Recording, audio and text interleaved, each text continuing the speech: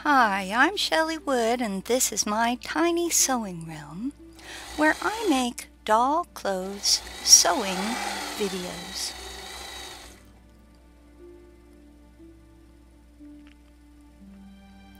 Today I'm going to show you how to make this pretty little flouncy dress, which is designed to fit Topper Dawn dolls, Palatoy's Pippa dolls, and similar sized dolls. Before we begin, please go to my website chellywood.com to download and print this free PDF sewing pattern. Use the pattern to cut out all the pieces shown here. You'll also need some 1/4 inch double fold bias tape. The bodice must be cut on the fold. So what that means is when you unpin it, like you see me doing here, you'll then be able to take off the pattern, okay, like that, and open up the fabric to see a whole bodice. Okay, that's what it means when it says cut on the fold. In this section, I'm using a bodice with light blue fabric for my demonstration. That's just so you can see my dart marks. The pattern is used to draw darts on the bodice. A light box is very helpful for this, but if you don't have a light box, in a pinch, a window is a fair substitute. Fold each dart like this and carefully sew it. I'm using a backstitch, and you can find that tutorial in the description below this video on YouTube. Be sure to sew both darts before you move on. Now my bodice will look like this. Lay one of the backs on top of the bodice front. Stitch them together at the shoulder. I'm using red thread so you can see my stitches, but you should use thread that actually matches the fabric. Now lay the other back on top of the bodice front just like we did before, and stitch across this shoulder as well. Open the whole bodice up like this. Okay, so here's my bodice, and this is the front.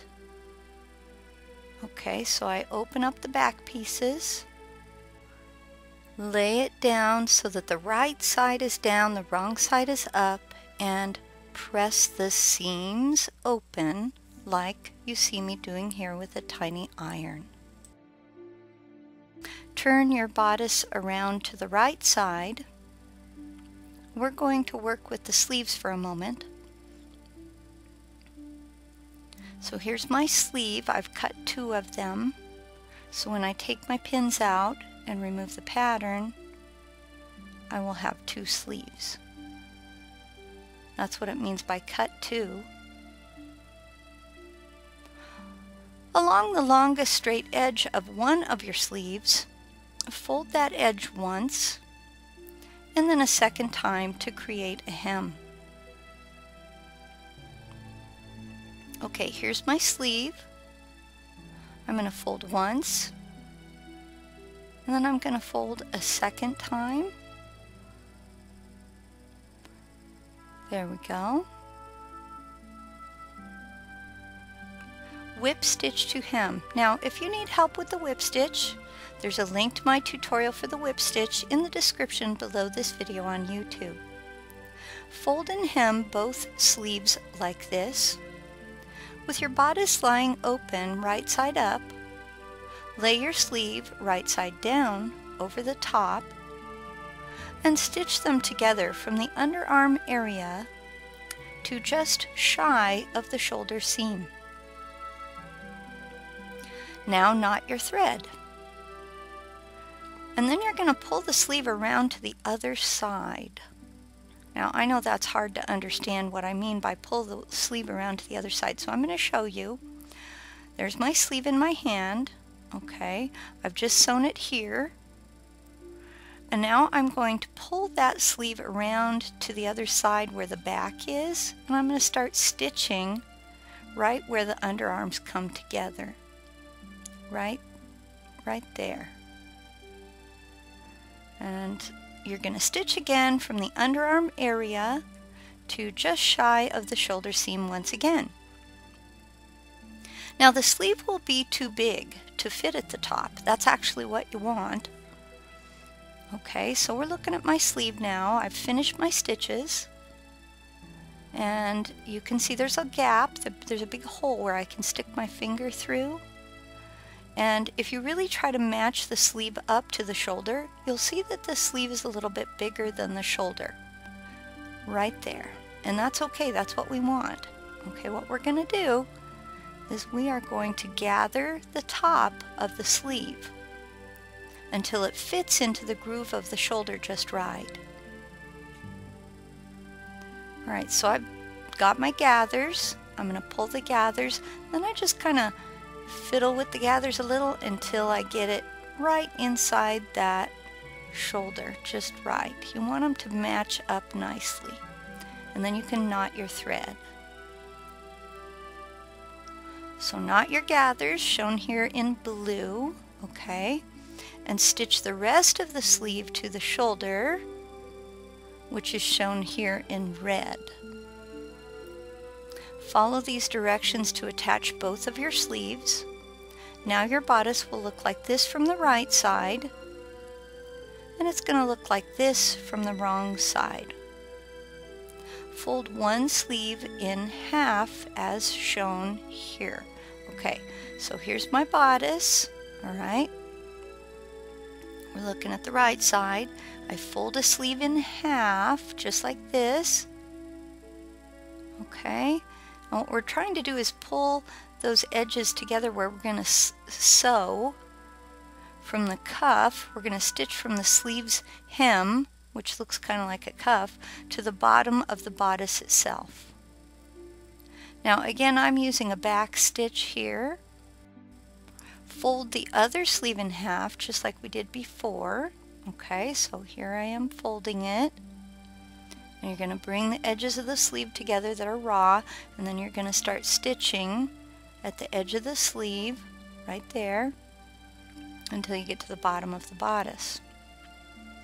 So again, stitch from the sleeve's hem down the side of the bodice to the bottom. So now you've stitched the sides of the bodice on both sides. Set the bodice down for a moment, and let's work with the skirt and the pockets for a little bit. Lay a pocket outer square on top of its lining, keeping right sides together. Sew around the outside of 3 sides. Now to help you invert this tiny pocket, I recommend using a chopstick, but it will also help to clip the corners. I use Fisker stitchers for the task of clipping corners. You'll see me using them right here. Okay, and you do need some precision scissors for this task. Something small is very helpful. If you need to buy a pair, I've got a link in the description below. Okay, so here I am inverting my pocket, and it's not an easy task. These are tiny. So use your little chopstick, give it a little twist as you poke out the corners a little bit with the chopstick. There we go. After inverting, the pocket's going to look like this, and it does have a raw edge, you'll notice. Press your pocket. You're going to create 2 pockets this way. Set your pockets aside for a moment, and let's work with the skirt piece. Okay, now you'll need your pattern and a fabric pencil. Now I'm using a Dritz fabric pencil and a Sharpie. Okay, outline your pocket with Sharpie, but make sure your Sharpie line is dry before you move on to the next step. Tape your skirt pattern to a window, or again, you could use a light box. I find mine very helpful. And trace around the pocket detail on your skirt. It may help to tape the fabric to the window too. And when you trace around the fabric, you don't want to use the Sharpie. You want to use your Dritz fabric pencil. Now I find the Sharpie helpful so you can flip the skirt around and tape it backwards onto the window to trace the second pocket placement on the skirt. Now lay the pocket down against the bottom line of the pocket square. Stitch it in place. Now I'm using a backstitch here. Lift the pocket up like this. Okay, so here's my pocket. I have stitched it to the bottom of the square for the pocket alignment. And I lift the pocket up like that. Okay, and then you press it in place with an iron. Stitch it in place on two sides. So stitch up one side and then tie a knot at the top. And then stitch it on the other side and tie a knot at the top. Now you have a working pocket, so it's open on one end, all right? And your tiny doll can actually use it. Now before you begin the next pocket, you need to double check to make sure you've drawn your squares correctly. So you don't want them to be slightly off kilter. That's going to look funny. Follow the same directions for the second pocket. Create a hem at the bottom of your skirt by folding once and then a second time. Whip stitch along the bottom of the skirt to hem. And again, my whip stitch tutorial is found in the description below this video on YouTube.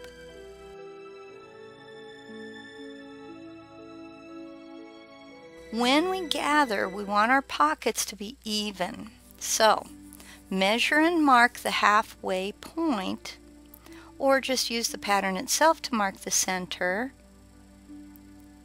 using your fabric pencil. Now you're ready to begin gathering the skirt. Please notice that on the far right of my skirt, I've left about 1 centimeter of ungathered material. When you get to the other side of the skirt, you should leave another 1 centimeter ungathered as well. Now your skirt will look like this. Please note, do not tie off your gather thread. Just leave the needle and thread hanging there. I know that seems precarious, but try to follow those directions. Clip the underarm area of your bodice, which is what I'm doing here. Again, I use Fiskars Stitchers, little teeny tiny micro tip scissors for that, because it is such a tiny little task. Okay, and now I've got those clipped. Press the side seams on both sides of the bodice, and this is a real tiny press. Now we need to see if bodice and skirt can match up, so pin the skirt gathers to the bottom of the bodice, starting at the center mark and moving out. Okay, so here are my gathers. Sometimes you have to adjust them a little bit so that they're going to fit on the bodice. And you want to keep your needle and thread from the gathers in the skirt while you do this, because you may have to redo it a couple of times. Okay, so I've found the center. It's going to be between the two darts, and I've marked the center with my skirt with a fabric pencil. And then I just start pinning from the center out, making sure that they match. Okay, now I'm going to start in the center again. And I'm going to work from the center to the left side, pinning my skirt to the bodice and adjusting the gathers as needed. You saw me adjust them a second ago.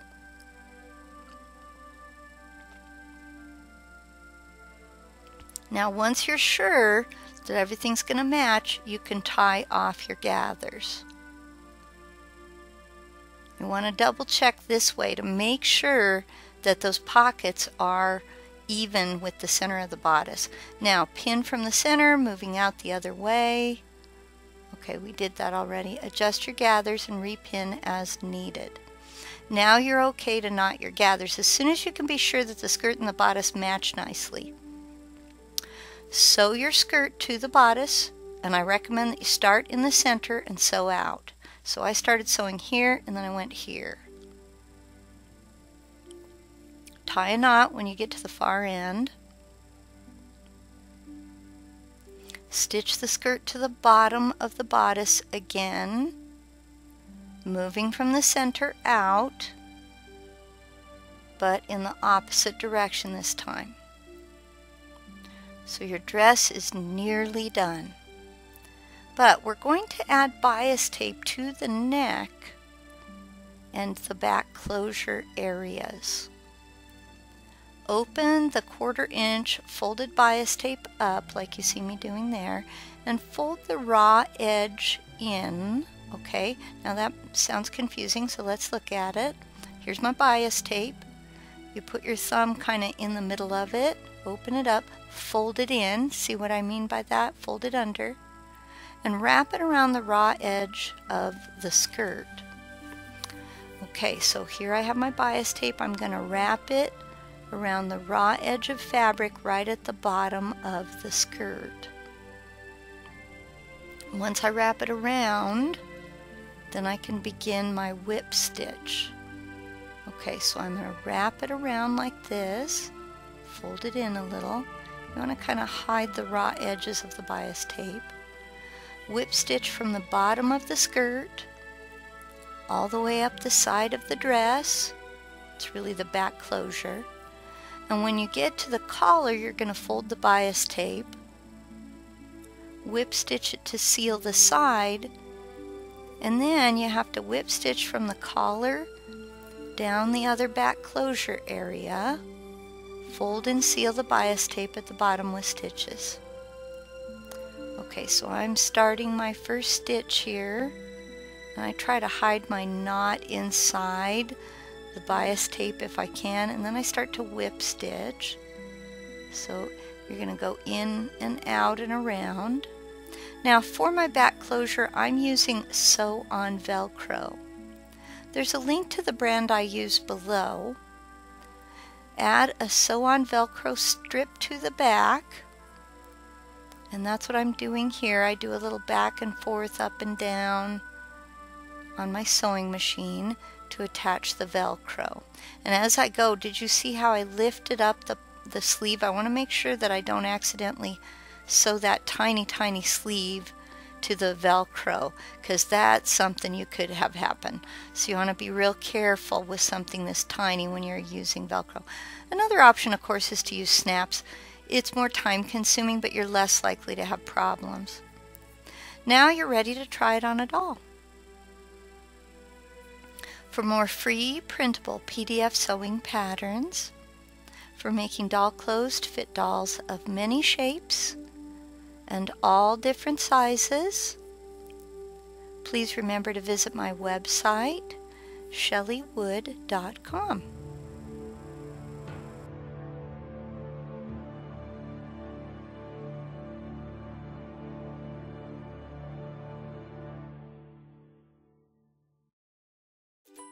What if there was an easy way to take a big doll pattern and resize it to fit a little doll, or vice versa? I'm Chelly Wood, the doll clothing designer, and in my pattern alteration class, I'm going to share with you my resizing formula. But don't worry, you don't have to be really good at math to learn how to take a pattern you already own and make adjustments to that pattern so it will fit a different doll. And that's just one feature of pattern alterations. In my class, you'll also learn how to shorten and lengthen a pair of pants, and how to turn a pair of pants into shorts, or how to widen them at the waist, and even how to lengthen the inseam for taller dolls. We'll also learn how to adjust a skirt, making skirts that are more full or less full for a totally different look, And I'll show you how to create a gusset for a dress bodice and how to design your own waistband for a skirt based on your doll's measurements. I'll walk you through the steps to several different pattern alterations, teaching you how to lengthen and shorten shirt sleeves and how to make felt prototypes before you finalize your pattern. Regardless of the size or shape of the doll you enjoy sewing for, altering your patterns will help you turn your creative ideas for making original doll clothes into a variety of patterns for making shirts, pants, shorts, skirts, and dresses. I invite you to join me. We are going to have so much fun.